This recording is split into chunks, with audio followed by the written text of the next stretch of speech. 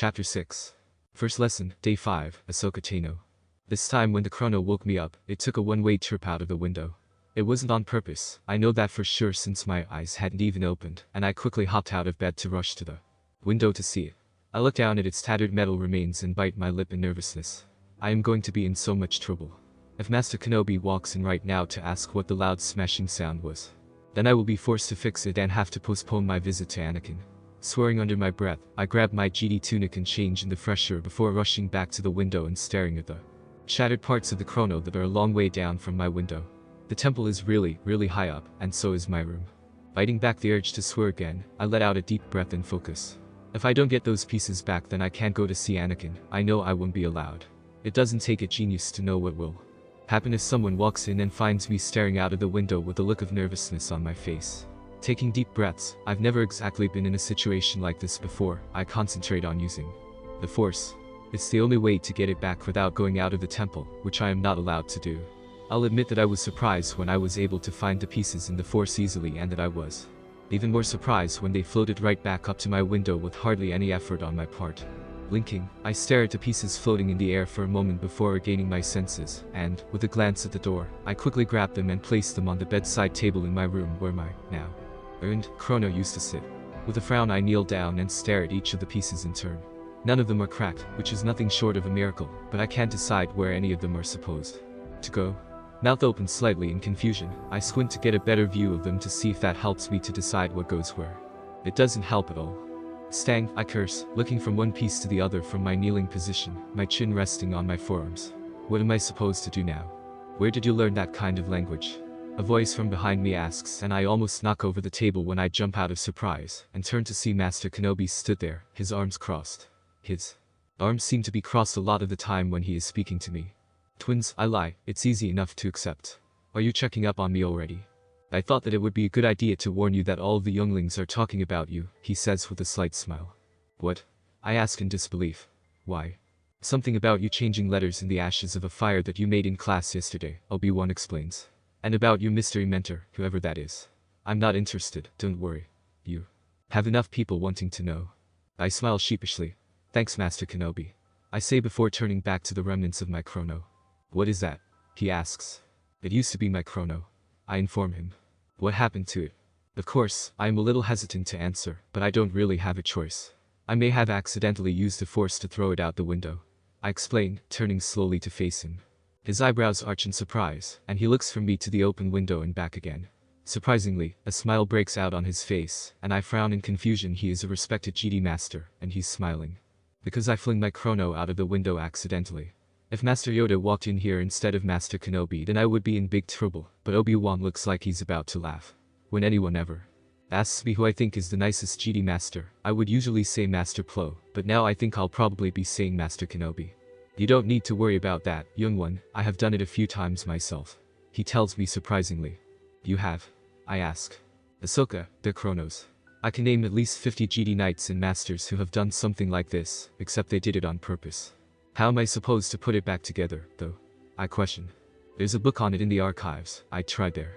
He turns to leave before speaking over his shoulder. Really? Why? I completely forget about what he just said to me earlier. Because your name is the only thing you can hear if you walk in there, Obi-Wan explains. Making letters swap and change themselves, I wonder what they'll think of next. I smirk. It will probably have something to do with me, I comment, knowing that it most probably will. Obi-Wan chuckles. I hope not, you won't be able to train for your competition in 3 weeks. Without a proper goodbye, not that I expected it from him, he walks out of the door and it automatically closes behind him. Groaning, I turn back to face the shattered remnants of my chrono, and rest my head in my forearms. I am going to have a harder time keeping Anakin a secret than I thought. Making a last-minute decision. I scoop the parts into my pocket and walk out of the door without a second thought. There are a few younglings about, and even in their small number, I can hear my name being said a lot. Taking Master Kenobi's advice, I move out of sight by walking close to a pair of Jedi Knights before taking the usual left turn down the corridor to the cover of the ventilation shaft in the deserted corridor before I stop and turn around quickly. To my relief, there is no one following me, and I reach out with the Force just to make sure before taking off the cover and climbing inside the vent. Once the cover is secured again, I let out the breath I'm holding and make my way towards Anakin's room. I just hope that Master Kenobi was exaggerating when he said that every youngling was talking about me and what I supposedly did with the letters I wrote in the ashes, even though it was Anakin. Obviously was. There's no one else in the temple who could have done it, especially not in a way that was obviously meant for me to see, and so that nobody else but those around me would see, I doubt. That Anakin intended for either Bears or Pedro to see. Glancing over my shoulder one last time to check that there is no one following me, I stop at the next vent cover and slide it out of place before climbing through and resecuring it. Quickly, I make my way down the corridor and knock on Anakin's door. I wish I hadn't broken my chrono because then I would know what time it is and whether or not I could expect for him to be awake. Obviously he prefers to sleep in because it takes a minute for the door to open and to show Anakin standing there, bags under his eyes. We need to decide on a time for you to come here, he says, yawning. It's, what, 7:15? That's not too early, I protest, walking inside and letting the door close behind me. I have to get up at 6 o'clock every day, apart from weekends. Anakin snorts. 6 o'clock. I never had to get up that early. 7 was the earliest I ever got woken up. Woken up by who? I ask, curious. Sadly, he pauses and narrows his eyes. Nice try. Nice try for what? I question innocently. I was just curious. Besides, what do names matter? He regards me silently, and I still cannot see what difference a name is going to make. Fair enough, Anakin says finally, shrugging. Sadie and Ed, though it was usually Ed since it was a boys' dorm. Dormitory. I cock my head to the side. Never mind, he dismisses the subject. I'll tell you some other time. I'm going to change, have a seat on the sofa. After he disappears, I walk into the lounge and sit down on the sofa, taking the remains of my chrono out of my pocket. I should have thought of a better way to turn it off instead of sending it out of the window by accident, though it is gratifying to know that the Jedi Knights and Masters do it too. The second thing I think about, the first being how I'm going to fix my chrono, is that Anakin said that he would tell me about the boys' dormitory he was on about. At least I can know something about his past now, apart from the vague description he gave me. I decide to try and fix two parts of my chrono together when he walks back in and frowns at the pieces in my hands. It is obvious that he knows more about fixing things than I do because in a second he has walked over to me and fixed two of the pieces together like he's been doing it his entire life. Broke your chrono? He asks, and it is obvious he knows the answer already. Yes, I reply. I accidentally used the force to throw it out of the window. Anakin chuckles. I used to do that a lot, he comments. Everyone did it at least once. What do you mean? I ask, confused. Like I said, I'll tell you some other time. He repeats what he said earlier, causing me to believe that this has something to do with the boys' dormitory he mentioned. Do you know how to fix it? He asks. If it isn't obvious enough already that I have no idea how to fix anything, then I doubt it ever will be. No idea, I say. I can't fix anything. Really? I can fix anything. I arch an eye mark. Boaster, I comment, narrowing my eyes slightly. Nobody likes a boaster. I'm serious, he says. I was pottersing ever since I was 4, and I built a potterser myself. Chronos are easy enough to fix. Rolling my eyes, I mutter, yeah. And only pay attention to him when he turns and walks into a smaller room that I had not noticed before. I reason that he must be hungry or something and turn back to the bits of the chronos sitting in my lap. With the two pieces that Anakin fixed together, I can actually see where some of the other pieces are meant to go. However, before I can do anything, Anakin walks back in and hands me a holobook. With a frown, I take it and open it to see what it is about. It is instructions on how to fix things, and the pages for chronos is bookmarked. You just happen to have this lying around? I ask. Anakin shrugs his shoulders. Obi-Wan brings me things if I need them, and they're approved by Master Yoda. How else would I have gotten all the things for bombs and stuff? You're a force wielder, you can do anything you want. Almost anything. He corrects me. Yeah, that, I murmur. Which part's the Azil? I ask, reading the first set of instructions from the holobook. The silver rod. Anakin explains, sitting on the sofa beside me. Oh, okay. I follow the instructions and start fixing my broken chrono, whilst Anakin points out subtle things in an almost lazy way that earn him a glare from me. Without bothering to realize that I am not learning anything that is important for the competition that is the last thing on my mind. I fix about half of the chrono before I realize that I don't need the instructions anymore. It takes me less than a minute to rebuild the other half of the chrono without constantly glancing at the holobook, and when I am done Anakin nods in what I think is his way of saying he is impressed. Only 2 hours, not bad for a first time. He comments. I should probably teach you how to fix things with the Force. I frown and turn to look at him. You mean you could have fixed this easily all along and didn't even bother to tell me, I say, my eyes narrowing. It's always good to learn how to do things with your hands, Anakin says, shrugging. And it would have made you lazy if you just did everything with the Force. Personally, I find it's funner to spend time fixing things. I can't say he's wrong there. It actually was kind of fun to be fixing something without a pesky GD master looking over my shoulder and suggesting things every 10 seconds. It is fun to fix things, I say. careful not to point out that he was right even though I know he'll get the message. Especially when Master Mundi isn't trying to get me to do it the way everyone else is. Anakin smirks but, surprisingly, does not make a comment about Master Mundi. So, any ideas on what you want to learn how to fix with the Force? I frown and ponder the question. What do I want to learn how to fix with the Force? There isn't much I would like to fix, but there are a few things. Well, I suppose I would like to learn how to fix things like ships and speeders. I like hot wiring things too, but I've only ever hot wired a door. Nodding, Anakin frowns and rubs his chin, an obvious sign that he is thinking. Okay, I think I know exactly what to teach you. Shattered. There's no other word for it. For the last 10 hours all I have been doing is learning about mechanics. Yes, I said mechanics. Anakin loves it, no doubt about that. My eyes actually hurt because of the amount of detail I have had to be looking for in case I want to get myself blown up or set on fire. I'll admit that I like hot wiring and messing about with circuits, but the amount of it that I just did was horrendous. On the bright side, if all the power in the temple goes out, then I can get it back by meddling with the wires in the wall. My eyes are shut and I am lying on one of the sofas in the lounge in exhaustion. I would have taken an hour-long lecture from Master Yoda about attachments over this any day. Well, that would have certainly been more boring than this, but I wouldn't be as exhausted as I am now. When someone asks me what I was doing on the first day with my mentor, second if you count yesterday, then I can just say that I have never learned so much in so little time, or been so thoroughly exhausted for that matter. Barris had better have a good idea of what to do for the remainder of the day, because I need a break. So long as neither of us talk about the competition, then I think we should be fine. And if I can't talk to Barris, the twins are the next best thing. Any mischievous or rule-breaking thing would be good for me. Anakin chuckles from his seated position on the same sofa that I am laid down on. I don't take up much space. Tired, snips. He asks me and I groan in annoyance. That's his new nickname for me since we had one of those mock arguments and the only thing I did was be really, really snippy. On the other hand, I have a nickname for him too, I just can't ever find the right time to use it. Yes, my voice is muffled from the arm across my eyes and face. Because you have an obsession with mechanics. I could hotwire a speeder I've never seen before, thanks to you. You're welcome, he says with a smirk. I cannot resist the urge to roll my eyes. It's not as if he can see me doing it. It's 7:30 now, don't you have dinner soon?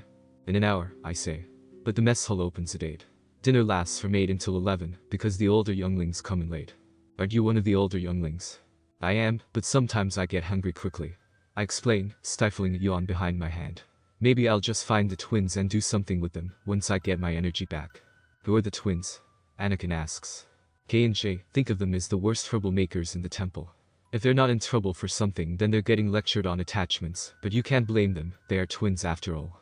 I don't know if it's such a good idea to get into trouble, Anakin sounds concerned. And you're not exactly in a state to go around causing it. Yeah, thanks to you. I remind him. I don't get into trouble as much as they do.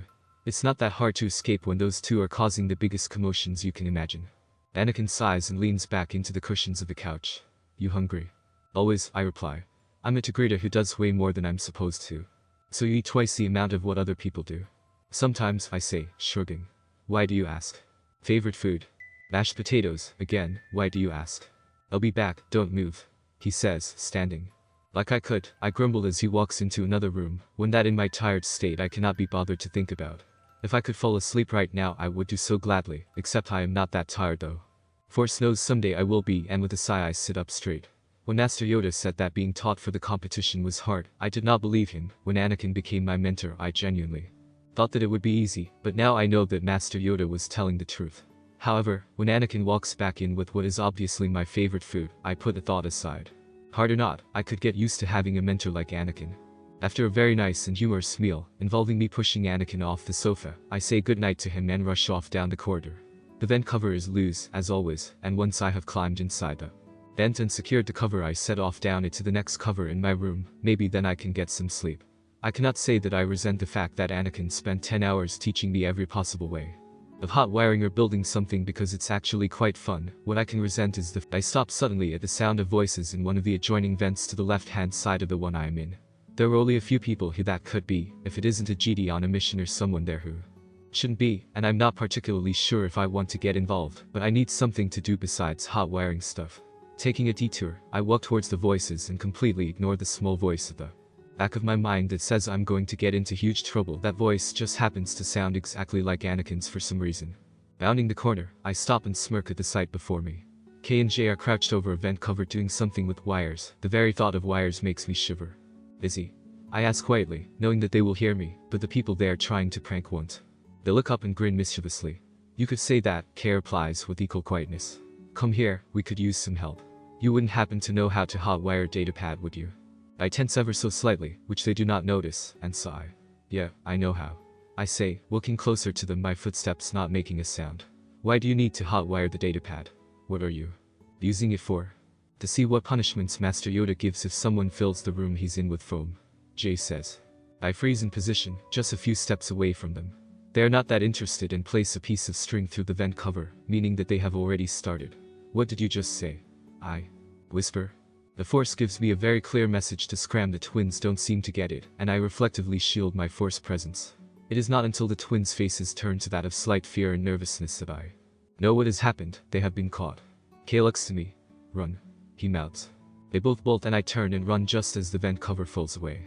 Luckily, we have already ran around the corner and are halfway down the vent when we hear the footsteps of a Jedi Master who is obviously not Master Yoda. Younglings. The voice of Master Windu calls out and I seethe silently. You idiots, what the hell were you doing? I ask quiet enough for Master Windu not to hear. It seemed like such a good idea at the time, Jay defended. Really? What about now? I asked. An idea occurs to me and I stop still, causing the twins to stop. I crouch nearer to the vent cover and test how tightly fixed in place it is. What are you doing? Come on. Kay urges me, the footsteps growing louder. Shut up and help me get this off. I say, taking off the first part of the cover. It leads to a spot in a deserted corridor. How do you know? Jay asks, frantically glancing back towards the sound of the footsteps. My mentor taught me the locations of everything in the temple, I informed them, not having time to scold myself. Now come on. They do not have time to argue and help me to pull off the vent cover. I turn to them in our crouched positions. Go through, now. I say, making it sound like an order.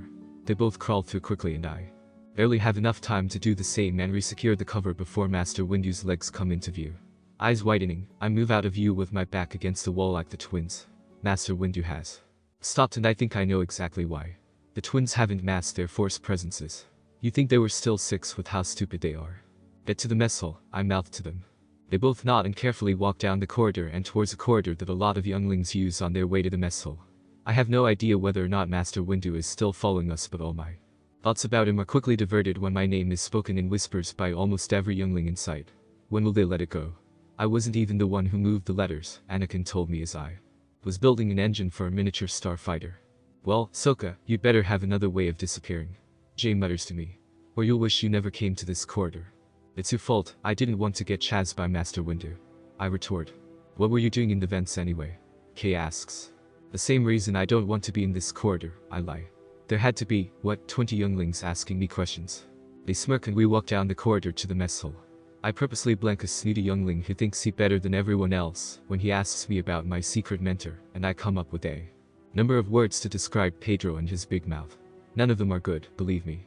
Let's get something to eat, I'm starved. Jay says as we head for the counter. It's almost 10, you're here late again. I shrug my shoulders. I had a long day, I say truthfully. I could use something to eat, though.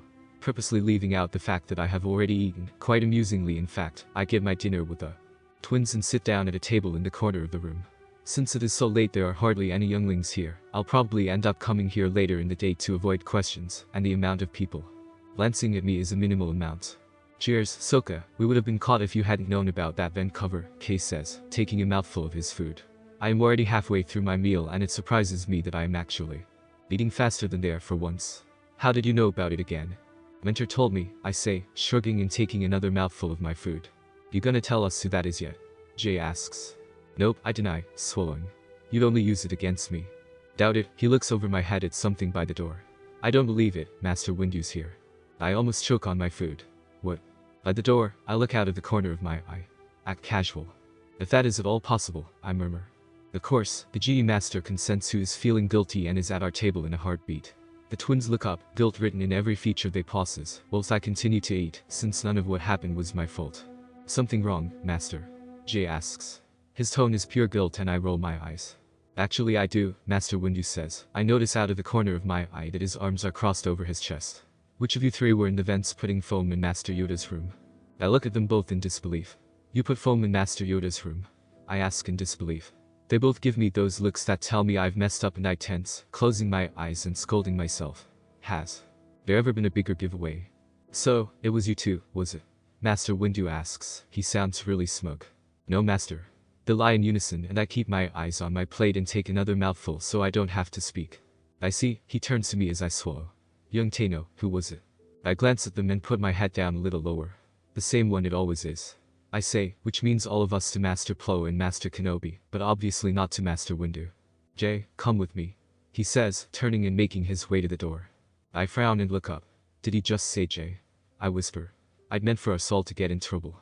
He did a great job, Kay says, patting my shoulder before turning to Jay. Good luck, bro. Likewise, Jay says with a smirk, heading after Master Windu. So, Kay says as we both finish our meals. Any shortcuts in the vents you could tell me about?